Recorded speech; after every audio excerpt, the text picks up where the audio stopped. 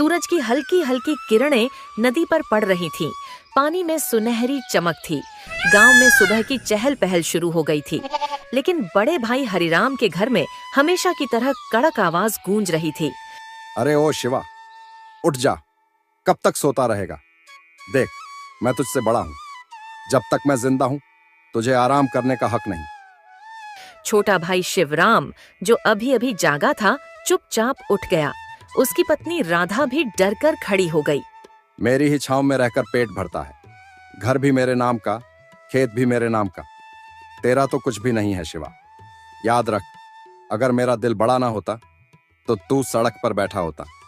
अब क्या, तेरी औकात क्या है? तेरा तो कुछ भी नहीं है शिवा। कभी आईने में देखा है खुद को? तू तो बस मेरा दिया हुआ एक टुकड़ा है, जो भीख की तरह मैं तुझे डाल देता हूं।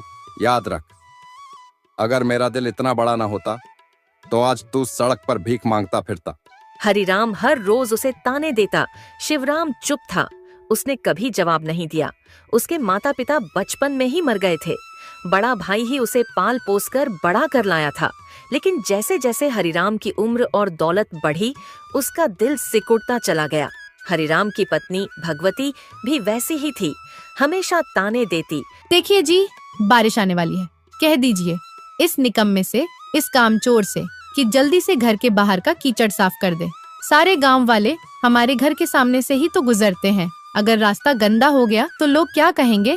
कहेंगे कि इतने बड़े खेत, इतने मवेशी, इतना सोना रखने वाले हरिराम के घर के आगे कीचड़ भरा पड़ा है। लोग हंसेंगे हम पर।